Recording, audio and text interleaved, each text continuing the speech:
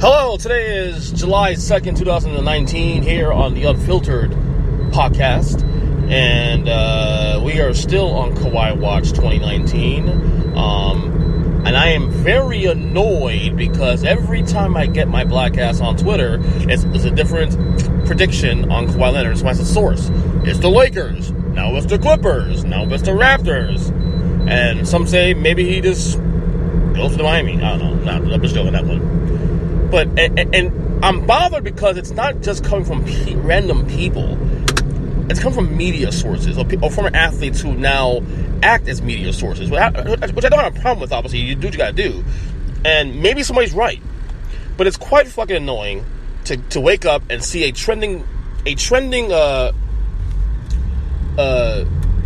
subject that says Kawhi to the Lakers, and then you go there as this bunch of fans, a bunch of people just creating a trend, you know, as though that would be the case, and that is the case at this present time. And it's possible Lakers might be the destination for Kawhi Leonard because, quite frankly, you know, there's a lot of momentum coming in. I mean, look, but can we just wait until he makes his fucking decision and be done with it? Like, can we really just stop? Like, seriously, it's ridiculous now. So, yeah. So I don't know. I'm just annoyed. I don't know when Kawhi is taking his meetings yet. I don't even, to be honest with you, I don't even know if he's met with any of these teams yet. Like, the word was that Kawhi would meet with the Raptors last, meet with the Clippers, which I don't even know if that's happened yet. So, again, it's one of those things where, what is people just shooting shit out just to shoot shit out? I'm like, okay, this, all right, we get it. Just be patient and wait and enjoy the process. I mean, we gotten so spoiled the last 48 hours with all these moves. But by the way, by far, you should have saw my ass on Twitter on Sunday. The last, from 4 o'clock on, refreshing every time on my mobile phone. It's insane. By far the most insane couple hours. It wasn't even a full day. That's the funny part. It wasn't even a full day. It was literally a half a day, you know. And I haven't had a chance to really react to any of these moves. Kevin Durant going to Brooklyn with Kyrie Irving, Kemba Walker going to Boston, the Heat getting Jimmy Butler, even trade Hassan Whiteside. I'll have a podcast done for that. I'm supposed to be doing a podcast with my good friend David Mill, who's the host of Locked On Heat podcast, on Earth Week podcast. We'll do that, and hopefully we'll get on that. I'm actually waiting for the Kawhi thing to come down first before we actually go do a podcast, because I want to see. I want anything to settle down. I want to be able to react to Kawhi as well too. But yeah, it's one of those things where, again, it's crazy shit going on in the world of the NBA free agency, and we'll get to all that. I don't know right now. I don't even know right now if it's right now a good time to just react to all these moves. I guess I could do couple things. The Brooklyn Nets going to be good.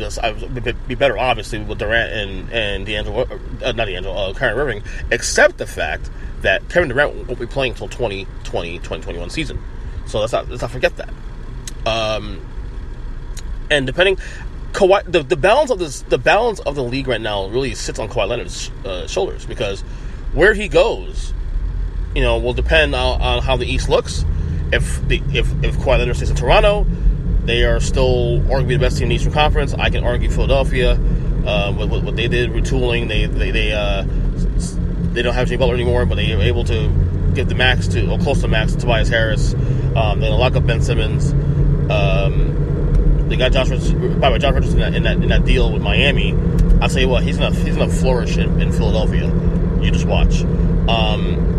They have arguably the best starting five in the Eastern Conference. But again, if Kawhi stays in Toronto, that actually tends to, you know, not be as much of a you know, it could be different. I don't know. It's just, I think Toronto, if Kawhi is there, Kawhi changes the dynamic, of course. Now, if Kawhi goes to the Western Conference, whether it's the Clippers, the Lakers, especially the Lakers, obviously, then of course that would be, Lakers would be the heavy favorites to win a title next year.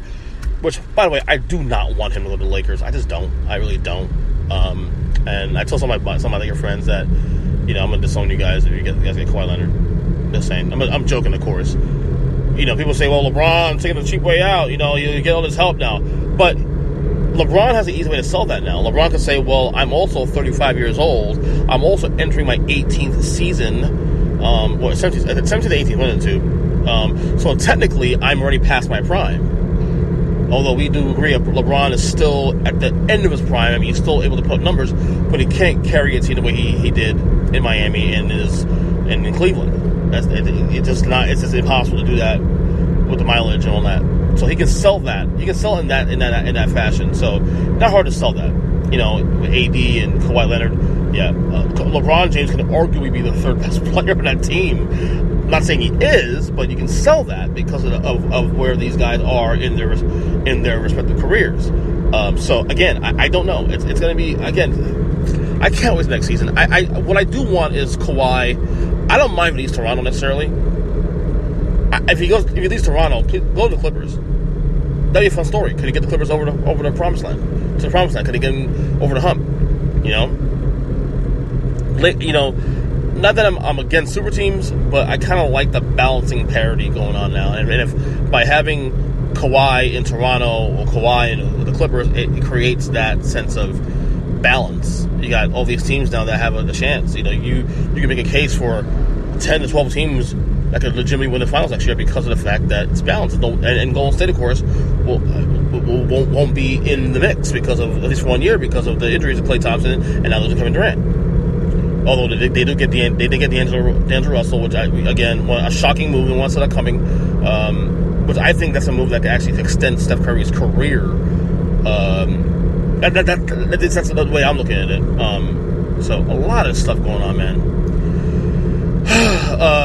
Tonight, the Spider-Man movie's out tonight. The Spider-Man 2's out tonight. I'm wanting to go see it, but I think my wife's going to see it first because no babysitter, so I don't know. We'll see. Anyway, I think that's it for now. I'm going to try to do these hopefully daily pods on here, what I can do on the road. I don't have to be in the studio to do that necessarily, so to be separate from the Freaking Podcast. So, again, I'm on Twitter at EJCurson7, the website, Freaking.net. And don't forget, I just launched a new podcast, wrestling podcast called the Wrestling Retrospective.